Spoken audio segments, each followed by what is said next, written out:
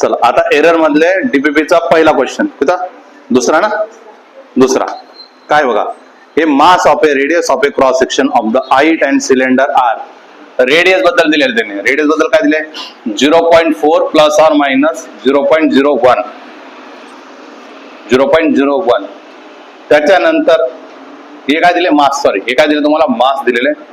Radius बद्दल त्यांनी दिले किती 6 प्लस ऑर मायनस 0.03 मीटर आणि हा काय तुमचा ग्रॅम मध्ये दिलाय.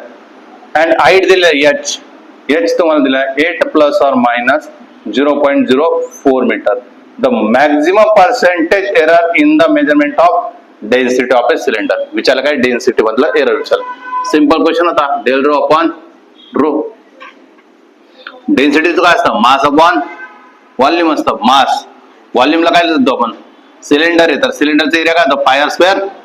घेतले नाही हा क्वेश्चन, असले क्वेश्चन झालेले नाही झालेले. Del rho upon rho, del M upon M, पायचं बनणार नाही 2 del R upon R plus del H upon H.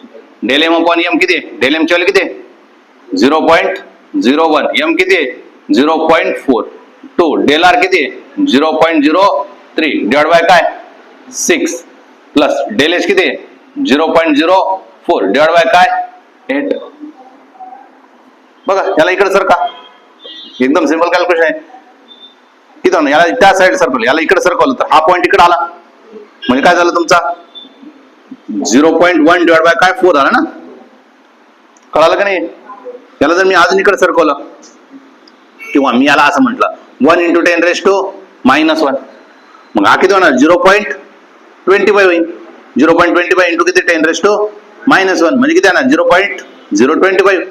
याची व्हॅल्यू किती आली 0.025 प्लस हे किती होणार आहे 0.06 होणार आणि 6 ने डिवाइड केलं तर काय झालं 0.01. आता इथं किती होणार आहे इथं बघा 0.04 आहे आणि डिवाइड बाय काय करायचं मला 8. 4 × 4 4 × 2 8 म्हणजे किती आलं 0.01 डिवाइड बाय काय 2 म्हणजे काय म्हणता तुम्ही 0.005 आहे. 0.005 0.005 काय करायचंय ऍडिशन तर करायचंय. डेसिमल केलं, डेसिमल इमॅजिन केलं, डेसिमल इमॅजिन केलं तर इथे किती झाला 3 झाला 0.03. ओके 3 घरे 3 नंतर इथं काय 0 आहे 5 आहे, इथे किती 5 आहे 5 5 10 आहे, 10 म्हणजे एक कॅरी गेला म्हणजे किती झाला 4.